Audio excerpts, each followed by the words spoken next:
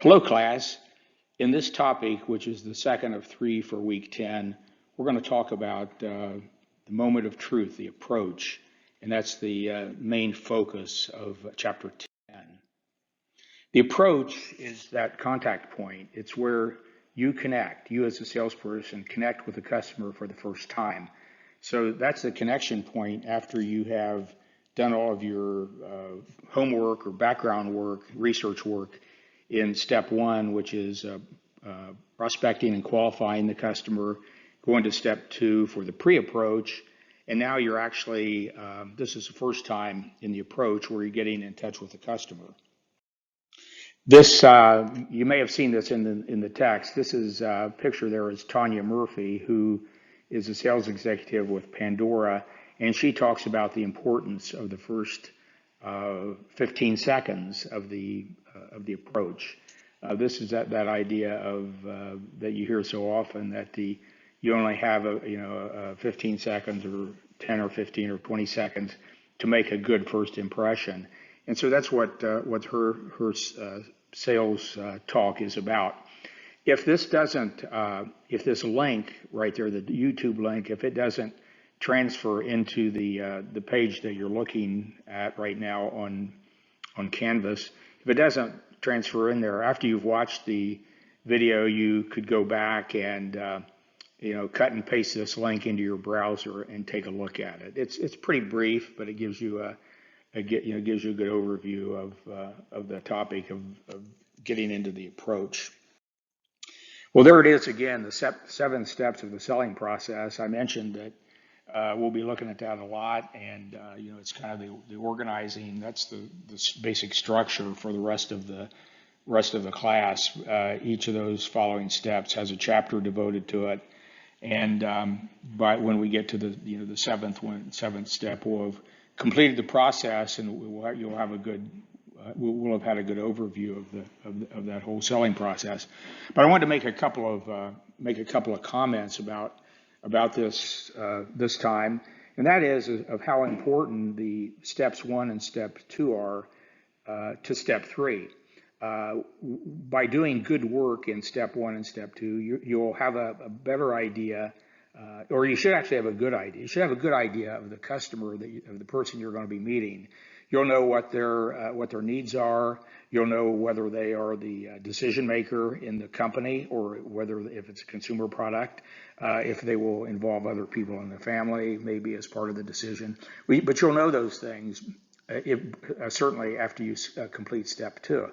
So success in step 3 is based on doing all that spade work, all that research work in steps 1 and 2.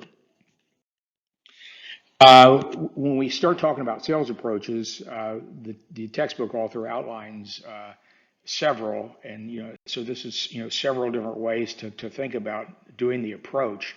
And again, this is based on the research work that you did and your understanding of the customer.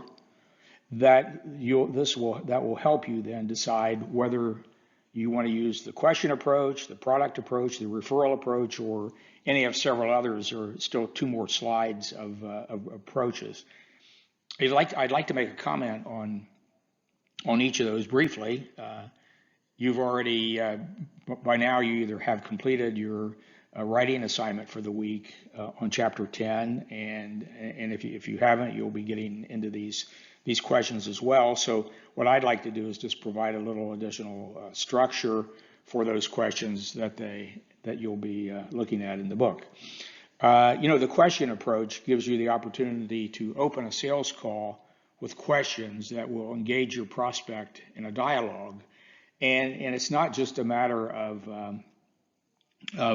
it's not that any question will work. It's what questions did you discover? What topics or what areas of interest did you discover when you were doing the pre-approach and the prospecting and qualifying that you think would relate to a good opening question? It could be that in the pre-approach you found that the company that you're talking with, let's say this is a business-to-business sales call, that your company, you as a representative, are talking to this your customer who is the buyer for another company. And what kinds of things did you uncover in that pre-approach research that you did? That's the kind of information that you'd use to open a sales call with questions that will get the prospect engaged in a dialogue right away. Sometimes it might be, depending on how you feel the rapport is and how well you've established your rapport with a customer already. And by the way, it might be this might be a repeat contact, a repeat sale. You may be talking to somebody who has you've already been dealing business with, so that you will have even a better chance of coming up with a good question. So whatever it is, and even though you've had experience selling to this customer, you will still want to follow the steps of the selling process. Some of them obviously will be more important than others, but basically I think you can count on being able to use most of those, and hopefully those steps hopefully are what together made it possible for you to make a customer out of the prospect the first time you talk to them. So, a question might be, how is our service going? It might be about the company. It might be about if you haven't talked to this customer before, it might be about the service they're getting from competitors that they might be buying for now. A call might be, well, how is it going with you? I understand you're buying from one of our competitors. How is that going? And what would you like to see? And what would you wish they did? Or if you were buying from us, what would you wish that we did as far as supplying you and providing you to help you solve the problem? Because essentially that's what we're doing when we get to the fourth step in the presentation, which is the presentation. It's where you as a salesperson would offer a solution. The prospect has a problem and you are providing a solution. And if you're successful in doing that, you might get a sale out of it. So there's the question approach, there's the product approach. Oftentimes this is used when there is a brand new product. You'll open a sales presentation, oftentimes with a product demonstration. Maybe specifically if it's something new on the market. Sales presentation is always a good way to start the approach discussion, because everybody likes a new device. If you're selling technology equipment, everybody's looking for what the next latest thing is. Even if they don't buy it, they like to see how it works. So a product approach is something else that you might use. And by the way, the ultimate type of approach you use could very well be a mixture of some of these approaches that we're going to be talking about now for the next few minutes. Then there's the referral approach, is where you mention an existing customer relationship that you have that will help build trust in this current discussion that you're having with this potential customer. I think referral is good if you have come to meet this particular prospect after you've been referred to them by maybe a friend or a business partner, somebody that has referred you in any case. And if you're there on a referral, you might have a little bit of a head start on building a good relationship with this particular customer. Some other sales approaches are, again, depending on the situation, is one here called the customer benefit approach. And that's where you open a sales call by bringing particular attention to a specific benefit or product of your product or service. This is depending on what you uncovered in the pre-approach. It's where you did your preparation and research before the sales call.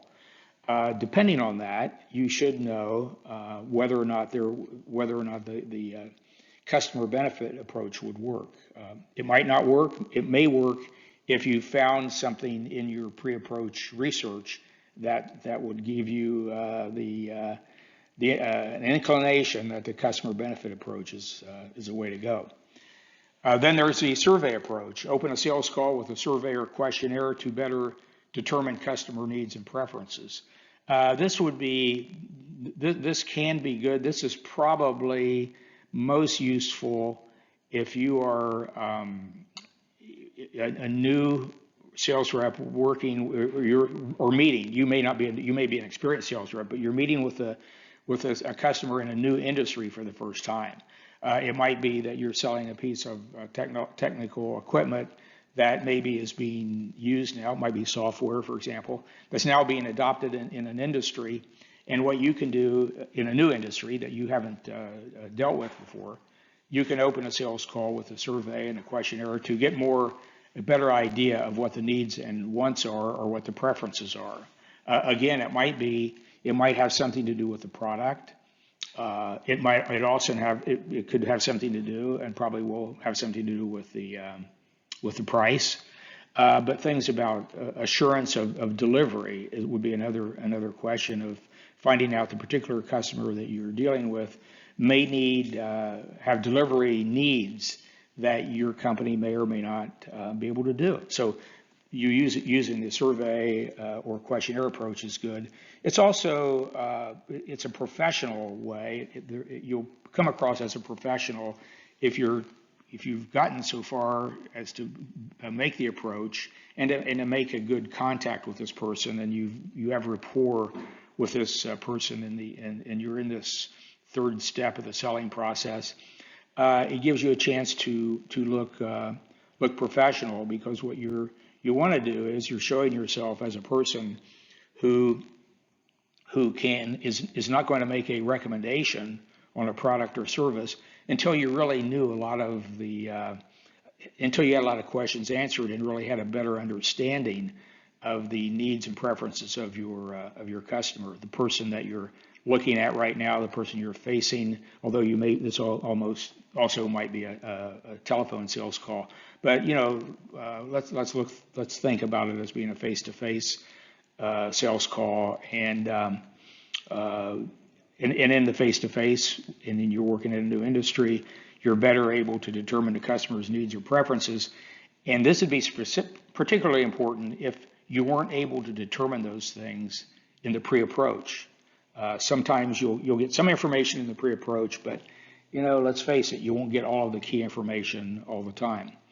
Then there's the agenda approach, where the sales approach is when you open your sales call by giving the customer an overview of your call agenda. This is very helpful in cases where you anticipate that the person that you're talking to doesn't have a lot of time, or is rushed. You have some sense that they don't have a lot of time to talk to you right now. So by starting this using the agenda approach, it gives you a chance to say, customer, I know you appear to be very busy. You might have gathered this by phone calls and people coming in and out of the office asking questions of the person you're talking to. You can say, well, so give them the agenda. Here's what I'd like to do today, and I don't want to take up any more time than we have to. This is what we're going to do. I'm just going to take a couple minutes to introduce myself. I'm going to take a couple minutes to introduce my company, and then let's get into let's talk about what your need is for the product that I sell. Okay, and then there's two more approaches. The premium approach is where you are facing the customer, and you're offering free products or samples to attract a customer and to build goodwill right at the opening of the sales call. This is used. Maybe this would be not used as much as some of the other approaches that we've talked about. This one is where you're selling a product of which there are many competitors. And what you're trying to do is if in a business situation, it can be, let's just take a word, office supplies, which sounds kind of like a boring product to sell, but it's very important to the people who sell it. It's very important to the people who buy it. Paper, toner printers and those kinds of things, that you give the excuse me, there's use a premium approach and to say, well, I know you have many choices to buy, but here's some of our products, some of our new products. Here, try these things out. I want to leave these with you and give them a try, and I'll call you back in a couple of days and see how you like them and whether or not we can sit down and make a business transaction out of our meeting that we'll have again when we do a follow-up. Okay, so here's what I think I talked about this earlier. A combination approach is that, smart salespeople use a combination of approaches and may shift from one approach to another very smoothly. After you have some experience, and if you're the salesperson and you now had some experience with the approach process, with the selling process particularly, you might find that you can switch from one to the other depending on how the conversation is going. You probably early on in your career as selling your product or service or selling your idea that we often talk about, you might want to stick to one and follow that all the way through. But as you gain experience and as you gain confidence, which is one of the sections that's discussed in chapter 10. When you have that salesperson's confidence, and you can go ahead and maybe do a combination or shift from one to the other, and have the conversation move in that particular direction. So the idea here is that on the step 3, the approach, it's the first part of a sales call. It's where you talk about, it's where you're trying to establish rapport with the customer, and you'll want to be very, very specific with how you do that, and pick the approach that you think will work the best to start off with. In chapter 10, the author also discusses the elevator pitch, and I think I know some of you had mentioned you had taken the career management class that the W.P. Carey School offers. And in the elevator pitch is very similar to the kind of short description that you can give to a person when you're in the job market. The other use of the elevator pitch is when you have let's say in an entrepreneurial opportunity, you're starting a business and you're looking for initial customers, or you're looking for particularly maybe partners or investors in your idea or in your company. The elevator pitch is that short, concise description of what you're all about. And of course, many of you might already know it's called an elevator pitch because it should only last the duration of an elevator ride up a few floors in a business. So it has to be very concise, filled with, jam-packed with information, but delivered very, very professionally. And of course, in the picture there, you see there are the 3 people are standing in an elevator. So there's a good reminder of the elevator pitch. Your personal elevator pitch, though, you'll probably need to be prepared for any approach to be prepared for 2 things. One would be your personal pitch, and then a pitch about your product or your company. And you may even need to be prepared to both do the pitch for your personal pitch and for your company pitch as well. Again, your ability to the wording, the way you deliver this, although we know it has to be done very quickly, the way you deliver this will be somewhat a result of the pre-approach and the research that you did before the sales call. You'll know a little bit more about the company and the person you're going to be talking to.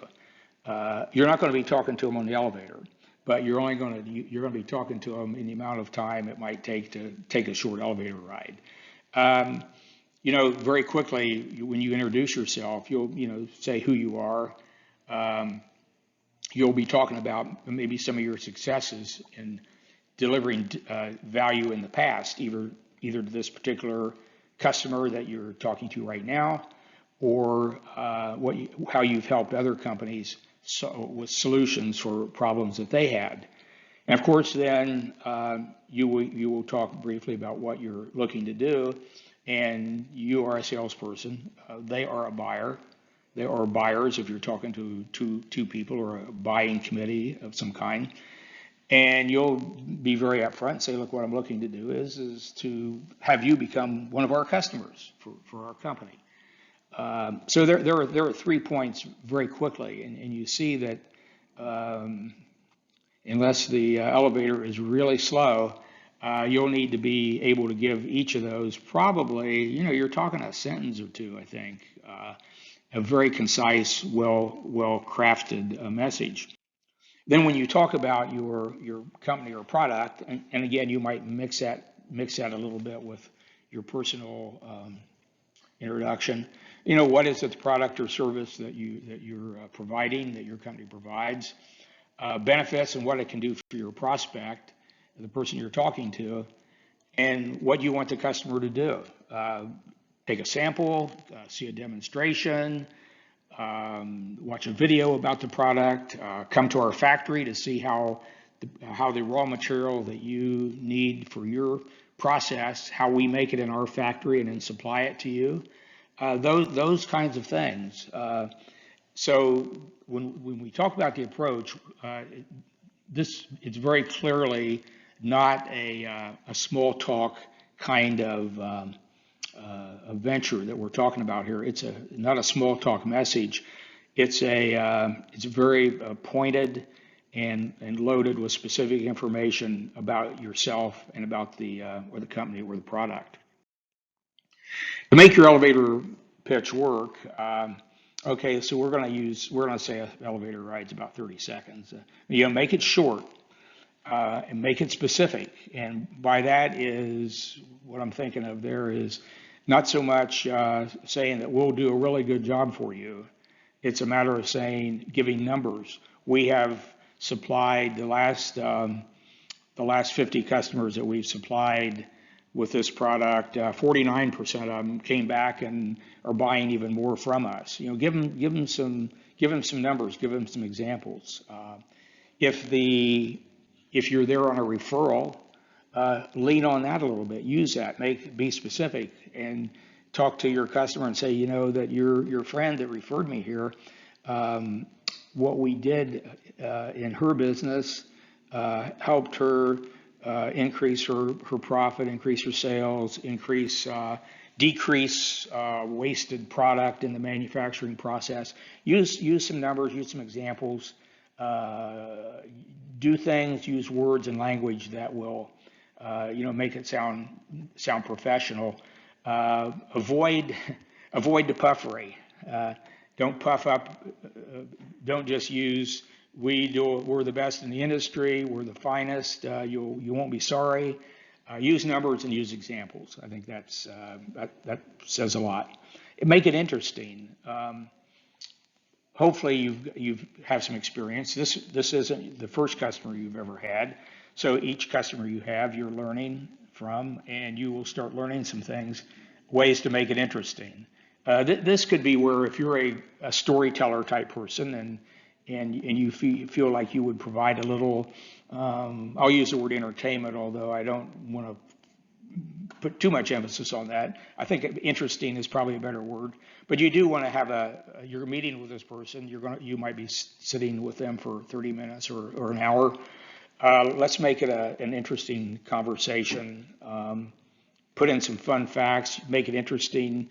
You can make comparisons. If you want to use metaphors, you have to be careful there. If you want to compare it to a golf game or a baseball game, that's okay if you've already determined that the person you're talking to has that sports interest, and maybe you've been able to determine that from previous experience with this person. You uncovered some things in the pre-approach. You found out the person was a gymnast in college, or a football player in college, or a swimmer in college, And you can, maybe work some of that into, so they have an interest in that, one of those sports. So you can use that to kind of build your interest. And and with your interests, whether it might be in sports or it might be in fishing or something, try to make it interesting and make it okay, I'm going to use another word, fun.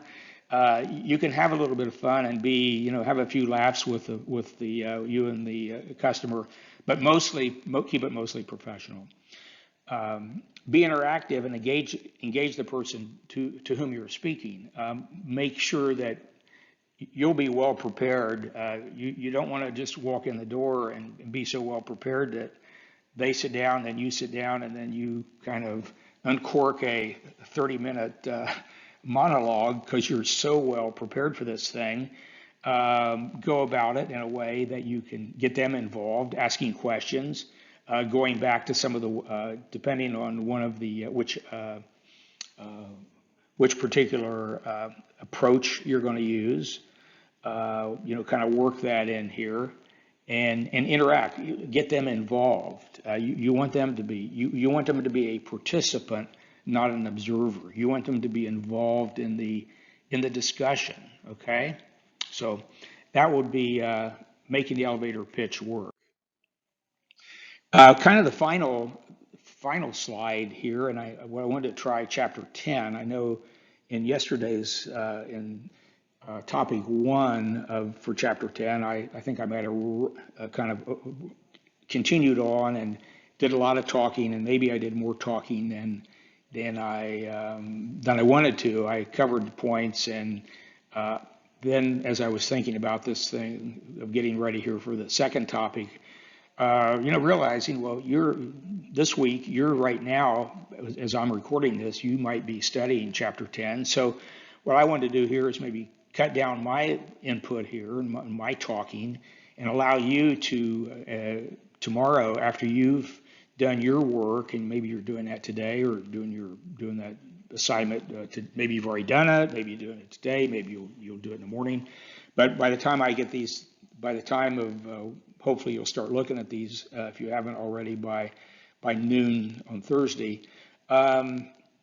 you'll have had, a lot of it will be fresh in your mind. So I thought this time we could use a fewer of the chapter topics, a fewer of the slides, and that you can kind of then, you'll be able to relate, hopefully, a lot of what we just talked about here in the last 27 minutes. That's what my little clock here says. And how you'll be able to relate that to what you've been studying this week. But this is something interesting. Again, it's one of these links. If it doesn't, test your listening skills.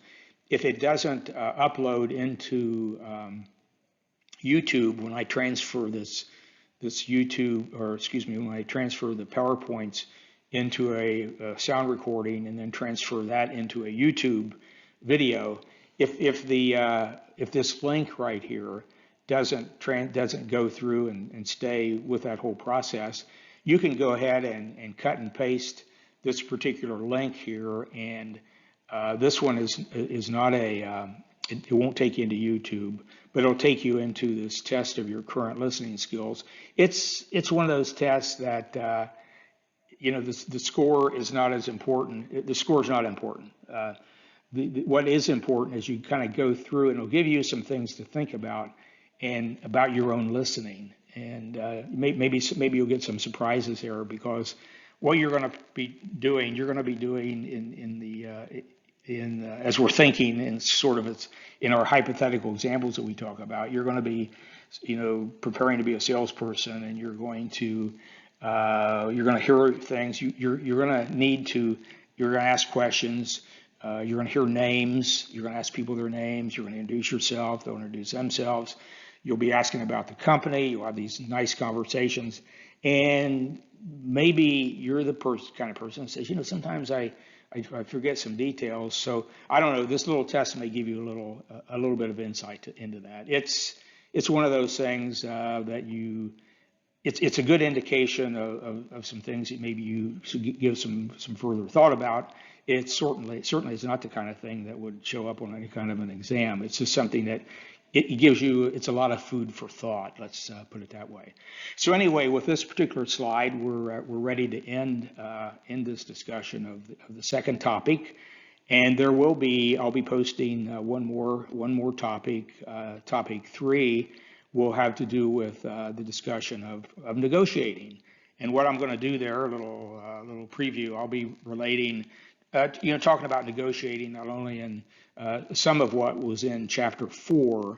That was one of the chapters that you read right before the midterm.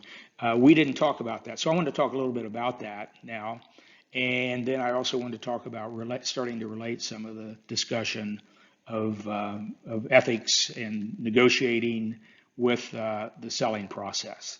So anyway, I'll end right here, and I'll look forward to posting another topic shortly.